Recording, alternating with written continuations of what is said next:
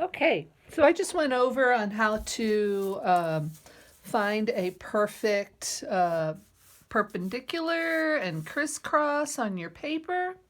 Um, that said, this divides into an eighth.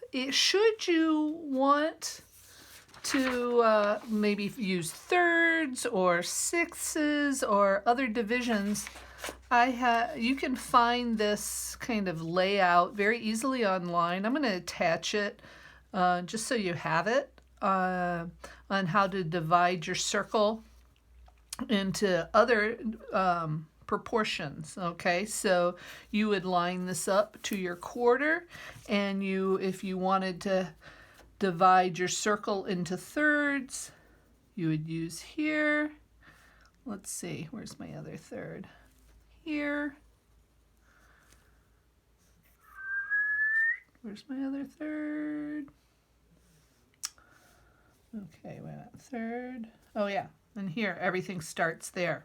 Okay, so that would divide your paper, your circle into thirds, and you can trace that. You can use a tick mark through the paper with maybe a push pin to transfer it.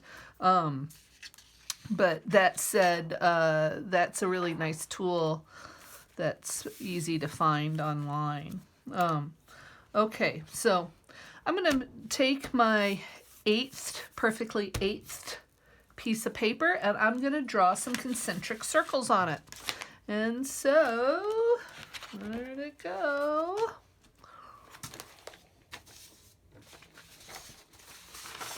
Too much paper. Oh, here it is. Yes, yes. Okay. So here I have just some cardstock that I found, and I kind of reamed some little holes in there so I can get a pencil lead in it. And I didn't measure anything. I just kind of put them here and there. You can have them close or farther apart, whatever. Okay, and I'm going to put that right on my center point of my square. I'm going to dig it in. Kind of helps if you have it on some something that you can push into, but you can stack a couple of pieces of paper underneath if you need to. Okay, and so this works really well with a plastic pencil, mechanical pencil. And so I can put my pencil into those holes and just kind of take it around, and I will have perfect circles, and it's all lined up, and I don't have to worry about centering my circles. It's super easy. I think this is even easier than a compass. Okay, so I have a nice concentric circle laid out that I can put templates on top of there. Okay, so I have a pretty good layout here. Okay, so now I'm actually ready to start designing. I am going to use my cutout paper collection, I guess. I like to get started with that. Let's see, some nice shapes. I think I might use, let's keep it simple. Oh, I like that. Maybe not. Oh, there's a nice one. Might use that one. Kind of get a thing going with that. Okay. Maybe I'll use this one. I think I'm going to use this one. Okay. So when we designed our sawing piece, we had to break our shapes into positive and negative.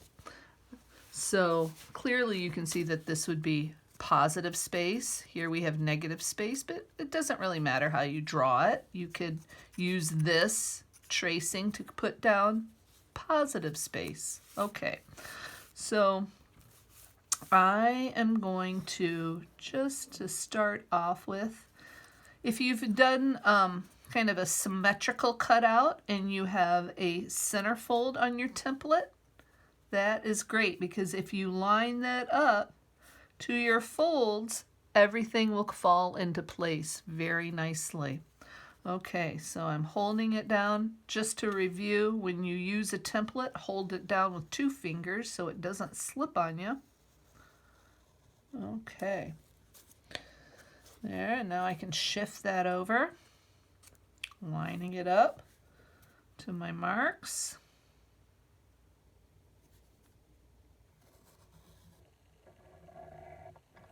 Boom, boom. I'm going to take this on around.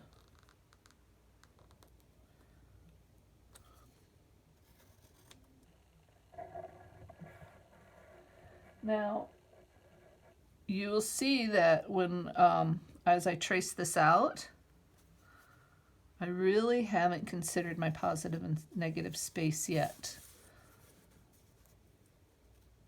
So usually to finish a drawing, sometimes I fill in the negative space so I can see where that is, or sometimes I fill in the positive space so I can kind of divide that up.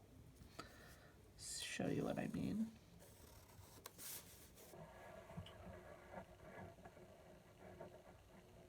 Lining up to my folds.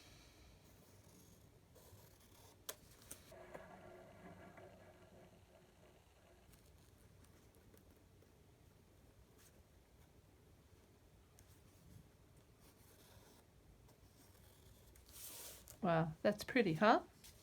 Okay. So now I am going to, make a hole again. I put in a border. Put that border in right about there. Put that in right there. I'm making this up as I go. I did not have a plan. Oh, look, that touches the tips of those circles really nicely. Okay, so now I'm going to take another shape from my collection, and oh, there's the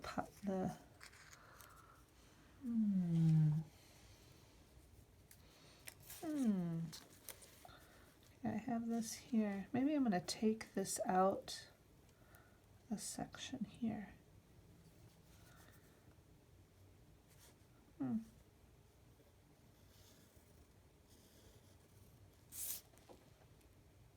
No, I'm going to get rid of that for right now. Okay.